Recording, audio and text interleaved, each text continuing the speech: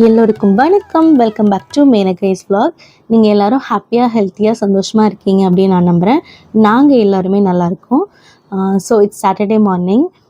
இந்த வீக்கெண்ட் வந்து எங்களோட ரொட்டீன் எப்படி இருக்கும் அப்படிங்கிறது தான் இந்த vlogல ஷேர் பண்ணியிருக்கேன். அதோட சில விஷயங்கள் ஷேர் பண்ணியிருக்கேன். Hope you all like this video. இப்போ வாங்க வீடியோக்குள்ளே போகலாம். மோஸ்ட்லி காலையில் வந்து நாங்கள் எழுந்திரிக்கிறதுக்கு சாட்டர்டே இல்லை வீக்கெண்ட் அப்படின்னா ஆச்சுன்னா நானும் அபிமனும் எழுந்திரிக்கிறதுக்கு ஒரு 8 o'clock ஆகிடும். ஸோ அன்றைக்கி எந்த விதமான ஹஸ்லையும் நாங்கள் வச்சுக்க மாட்டோம். இன்றைக்கி இதை பண்ணணும் அதை பண்ணணும் அப்படிங்கிற மாதிரி எதுவுமே வச்சுக்க மாட்டேன் நான்.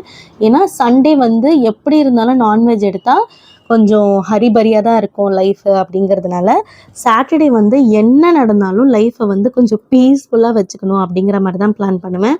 இப்போ ரீசெண்ட் டைமாக போன மார்கழியிலேருந்து சாட்டர்டே ஆச்சுன்னா கோவில் போயிட்டு வரலாம் அப்படிங்கிறத ஆரம்பித்தது வந்து இப்போ அப்படியே கண்டினியூ ஆகிட்டுருக்கு. டச்வுட் அது அப்படியே கண்டினியூ ஆகணும்.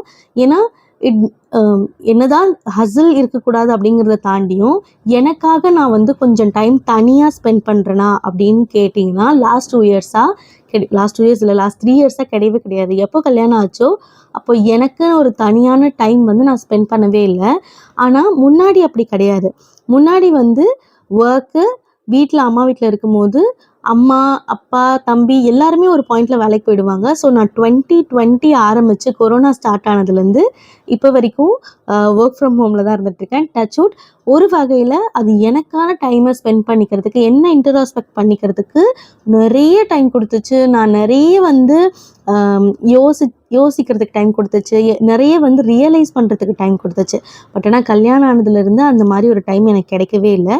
ஸோ இப்போ வந்து நான் எனக்கான ஒரு ஸ்பேஸ் வேணும் அப்படிங்கிறத வந்து கொஞ்சம் பிளான் பண்ணி எடுத்துகிட்டு இருக்கேன். எத்தனை லேடிஸ் இதுக்கு ஒத்துப்பீங்கன்னு தெரியல. கண்டிப்பாக நிறைய பேர் ஒத்துப்பீங்கன்னு நினைக்கிறேன்.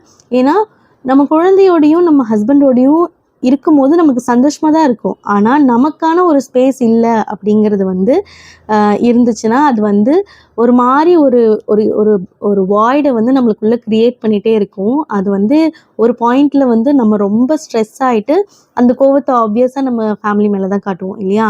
ஸோ அதுக்காக நான் அனுபவிச்சதை வச்சு சொல்கிறேன், இல்லை நான் எக்ஸ்பீரியன்ஸ் பண்ணதை வச்சு சொல்கிறேன். லேடிஸ், நீங்கள் உங்களுக்காக கொஞ்சம் டைம் எடுத்துக்கோங்க. மற்றவங்களுக்காக டைம் கொடுக்கறது இம்பார்ட்டண்ட் தான். Family is important. பட் ஆனால் அதை தாண்டி அதை பார்த்துக்கிறதுக்கு அவங்களுக்காக பிளான் பண்ணுற நமக்கான டைம் ரொம்ப இம்பார்ட்டண்ட் தான்.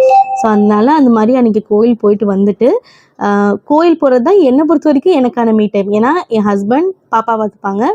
ஸோ நான் மட்டும் வண்டி எடுத்துகிட்டு போயிட்டு வந்துடுவேன். இத்தனை நாளாக அப்படி தான் இருந்துச்சு. இந்த வாரம் என்னாச்சுன்னு தெரியல, எனக்கே லேட் ஆகிடுச்சு. ஸோ அதனால் 3 பேருமே போயிட்டு வரலாம் அப்படின்னு சொல்லிட்டு அவங்களுக்கு வெளியே வேலை இருந்துச்சு. ஸோ என்ன கோயிலில் ட்ராப் பண்ணிவிட்டு அவங்க 2 பேரையும் அவங்க வேலையை பார்க்க போனாங்க. போயிட்டு வந்துட்டு நான் சொன்ன மாதிரி ஹசல் ஃப்ரீயாக இருக்கணும்னு நினைப்பேன்னு சொல்லுவேன் இல்லைங்களா? இன்றைக்கி ஒரு நாள் தான் வந்து நான் அபிமனுக்காக சமைப்பேன். அதுவும் வெறும் ஒரு வேளை தான். காலைல பிரேக்ஃபாஸ்ட் ஏதாச்சும் கொடுத்துருவேன். மதியம் லஞ்ச் மட்டும் தான் நான் பண்ணுவேன். நைட்டு டின்னர் வந்து அம்மா பண்ணி கொடுத்துருவாங்க. அந்த லஞ்சை பண்ணி அவனை சாப்பிட வைக்கிறதுக்குள்ளவே எங்களுக்கு ஒரு வழி ஆகிடும். எங்கள் அம்மா எப்படி தான் அவனை ஒரு ஆளாக ஹேண்டில் பண்ணுறாங்க அப்படிங்கிறது வந்து எனக்கு தெரியவே இல்லை. ஸோ அதனால் ஃபஸ்ட்டு அவனுக்கு ப்ரிப்பேர் பண்ணிடலாம் அப்படின்னு சொல்லிட்டு போகும்போதே அவனுக்கு அரிசியெல்லாம் ஊற வச்சுட்டு தான் போயிருந்தேன். அதனால அரிசி ஊறுச்சுன்னா கொஞ்சம் சாப்பாடு வந்து குறைவாக கிடைக்கும் அப்படிங்கிறதுனால அரிசி ஊற வச்சுட்டு போயிட்டேன். வந்ததும் அவனுக்கு பீட்ரூட் செஞ்சு கொடுத்துடலாம் அப்படிங்கிற மாதிரி தான் பிளான் பண்ணியிருந்தேன். இது ஒன்றும் பெரிய ரெசிபியெல்லாம் ஷேர் பண்ணுற அளவுக்கு எனக்கு நாலேஜ் இல்லை. மோஸ்ட்லி எங்கள் அம்மா தானே சாப்பாடு கொடுப்பாங்க. அதனால் அவங்க என்னைக்காச்சும் பண்ணும்போது என்னை வீடியோ எடுக்க அலோவ் பண்ணாங்கன்னா கண்டிப்பாக நான் அவங்க எல்லார் கூடவும் பேபி ஃபுட் ரெசிபீஸ் வந்து ஷேர் பண்ணிக்கிறேன். இன்றைக்கி வந்து அவனுக்கு பீட்ரூட் பிளான் பண்ணிவிட்டு எங்களுக்கு வந்து ரசம் வச்சுட்டு கத்திரிக்காய் முருங்கைக்காய் தொக்கு வச்சு இன்றைக்கி ஃப்ரிட்ஜை வந்து முடிச்சிடலாம். அதாவது ஃப்ரிட்ஜில் இருக்க எல்லா காய்கறியும் இன்றைக்கி வந்து வைப் அவுட் பண்ணிடலாம் அப்படிங்கிற மாதிரி தான் பிளான் பண்ணேன். கத்திரிக்காய் முருங்கைக்காய் மட்டும்தான் இருந்துச்சு. அதனால் அதை செஞ்சு முடிச்சிடலான்னு சொல்லிட்டு ப்ரிப்பேர் பண்ண ஆரம்பிச்சிட்டேன். சைட் பை சைட் ஏதாச்சும் படம் பார்க்கலாம். சாட்டர்டே அப்படிங்கிறதுனாலே மோஸ்ட்லி ஏதாச்சும் படம் பார்க்கலாம். ஒரு படம் பார்த்தாலே ஒரு நாள் ஃபுல்லாக போயிடும் இல்லையா? அதனால் அன்னைக்கு வந்து மிடில் கிளாஸ் அப்படிங்கிற ஒரு படம் தான் போட்டு உட்காந்துருந்தோம். மோஸ்ட்லி நம்ம எல்லாரோட லைஃப்பை வந்து ரிஃப்ளெக்ட் பண்ணுற மாதிரி தான் இருந்துச்சு. ஒரு வீட்டில் ஒரு அம்மா, ஒரு ஹஸ்பண்ட், 2 பிள்ளைங்க இருக்காங்க அப்படின்னா வந்து அந்த ஒய்ஃப் எதுக்காக வந்து ஹஸ்பண்டை வந்து புஷ் பண்ணிகிட்டே இருக்காங்க அப்படிங்கிற ஒரு கான்ஷியஸ்னஸ் வந்து அப்படிங்கிற ஒரு கிளாரிட்டியை வந்து அந்த படம் நல்லாவே சொல்லியிருந்தாங்க. விஜி சூப்பராக ஆக்ட் பண்ணியிருந்தாங்க. எனக்கு பர்சனலாகவே அவங்கள ரொம்ப பிடிக்கும். அவங்களோட மண்டி மோட்டிவேஷன்ஸ்லாம் கேட்குறதுக்கே ரொம்ப நல்லாயிருக்கும். நீங்கள் யாரும் கேட்டது இல்லைன்னா இன்ஸ்டாகிராமில் ட்ரை பண்ணி பாருங்கள். சூப்பராக பேசுவாங்க. நல்ல மோட்டிவேஷனாக இருக்கும். ரியாலிட்டியை கொஞ்சம் அவங்க புரிய வைப்பாங்க அப்படிங்கிற மாதிரி தான் எனக்கு இருக்கும். ஸோ அதனால் அவனுக்கு லஞ்ச் ப்ரிப்பேர் பண்ணிவிட்டு மீன்வைல் அவனும் எழுந்திரிச்சதும் அவங்க அப்பா கிட்ட கொடுத்துட்டு நான் வந்து தக்காளி தொக்கு அதாவது முருங்கைக்காய் தொக்கு வந்து செய்ய ஆரம்பிச்சிட்டேன். ஒன்றும் இல்லை, நான் செய்கிறது எப்படி இருக்குன்னா தக்காளி தொக்கில் கத்திரிக்காய் முருங்கைக்காய் போட்டு செஞ்சால் எப்படி இருக்குமோ அந்த மாதிரி செஞ்சுருவேன். இன்றைக்கி தெரியாதனமாக எனக்கு வந்து கொஞ்சம் வீடியோ எடுத்து கொடுங்க அப்படின்னு சொல்லிட்டு கேட்டேன். மோஸ்ட்லி அவங்க வந்து வீடியோ எடுத்தாங்கன்னா ஃபோனை கையில் வச்சுட்டு எடுப்பாங்க. இன்றைக்கி நீ எனக்கு வந்து ஸ்டாண்டில் வச்சு எடுத்து கொடு, இங்கே அங்கே அப்படின்னு ஆங்கிள் மாற்றி எடுத்து கொடுங்க அப்படின்னு சொல்லிட்டு தெரியாதனமாக சொல்லிட்டேன். அதுக்கு நான் இங்கே வச்சு எடுக்கிறேன், அங்கே வச்சு எடுக்கிறேன், நீ இப்படி போடு அப்படி போடு அப்போ தான் கரெக்டாக விழும் அப்படின்னு சொல்லிட்டு ஓட்டிகிட்டு இருந்தாங்க என்ன. ஒரு பாயிண்டில் ரசா நீங்கள் கிளம்புங்க, நானே வீடியோ எடுத்துக்கிறேன் அப்படின்னு சொல்லிட்டு கொண்டு வந்துட்டாங்க அந்த பாயிண்டில். ஸோ இந்த கத்திரிக்காய் முருங்கைக்காய் தொக்கு வந்து ரசம், அதுக்கப்புறம் மிளகா கிள்ளி சாம்பார், இது ரெண்டுத்துக்குமே சூப்பர் காம்பினேஷனாக இருக்கும். என்னோடய பர்சனல் ஃபேவரட் வந்து ரசம் தான். ஒரு ரசம் வச்சுட்டு இந்த கத்திரிக்காய் முருங்கைக்காய் தொக்கு வச்சு சாப்பிட்டா அவ்வளோ அமிர்தமாக இருக்கும். என்றைக்குமே சிம்பிளாக செய்கிறது தான் அவ்வளோ டேஸ்ட்டாக இருக்கும். அது ஏன்னே எனக்கு இப்போ வரைக்கும் புரிஞ்சது கிடையாது. வீட்டில் வந்து எனக்கு வரிசை கொடுக்கும் போது எங்கள் அம்மா மோஸ்ட்லி நிறைய ஸ்டீலில் தான் கொடுத்தாங்க. ஏன்னா ஒன்று பாட்டில் யூஸ் பண்ணணும், இல்லைன்னா ஸ்டீல்லையே யூஸ் பண்ணிக்கோ அப்படிங்கிற மாதிரி சொன்னாங்க. ஆனால் நான் அதை சரியாக மெயின்டைன் பண்ண மாட்டேங்கிறேன்னா என்னன்னு தெரியல. அது இப்போல்லாம் திறக்கிறது ரொம்ப கஷ்டமாக இருக்குது. பாட்டில் அந்த மாதிரி இருக்காது இல்லையா. அது என்னமோ ஒரு ஆர்வம் எனக்கு முன்னாடிலாம் வந்துடும். நான் ஃப்ரிட்ஜை திறந்தாலே ஒரு குழம்பு வைக்கணும்னா 4 தக்காளி 3 வெங்காயம். பட் இப்போ வந்து அது ஓரளவுக்கு நான் கற்றுக்கிட்டு சரி பண்ணிட்டேன். ஸோ அதனால பேசிக்கிட்டே அப்படி சிரிச்சுட்டே சமைச்சிட்டு இருந்தோம். இவங்க இங்கே காட்டு அங்கே காட்டு அப்படிலாம் சொல்லிட்டு இருந்தாங்க. நீ இதுக்கு மேலே சரிப்பட்டு வராது, நீ கிளம்பு, நானே பார்த்துக்கிறேன் அப்படின்னு சொல்லிட்டு நான் பண்ண ஆரம்பிச்சிட்டேன். அவங்க இல்லை நான் பண்ணுறேன் அப்படின்னு சொல்லிட்டு நான் கொஞ்சம் கொஞ்சமாக தாங்க கற்றுக்க முடியும் அப்படின்னு சொல்லிட்டு வந்து மேலே ஆங்கிள் வச்சு இங்கே பாரு கையை வச்சு இப்படி பண்ணா இப்படி வரும் அப்படின்னு சொல்லி காமிச்சு கொடுத்துட்டு இருந்தாங்க. பட் ஆனால் அவங்க பண்ணதில் எனக்கு இன்றைக்கி ஒரு விஷயம் என்ன தெரிஞ்சிச்சுன்னா, இது ஒரு புது ஆங்கிள். நான் இது வரைக்கும் இந்த மாதிரி ஒரு ஆங்கிள் செட் பண்ணி வீடியோ எடுக்க ட்ரை பண்ணதே கிடையாது. ஸோ அதனால் அந்த மாதிரி பண்ணிவிட்டு ரசத்துக்கு எல்லாமே கூட்டி வச்சுட்டேன்.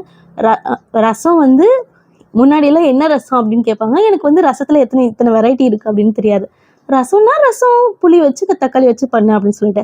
ஆனால் அதுலேயே தக்காளி நிறைய சேர்த்தா தக்காளி ரசம், பருப்பு போட்டால் பருப்பு ரசம் அப்படிங்கிற மாதிரி வெரைட்டி இருக்கிறதெல்லாம் எனக்கு முன்னாடி தெரியாது.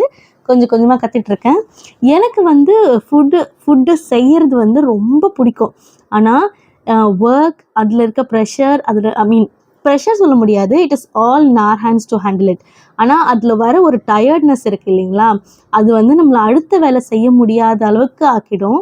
இது வந்து ஒர்க்கிங் உமனுக்கு வந்து நிறைய ரிலேட் பண்ணிக்க முடியும்.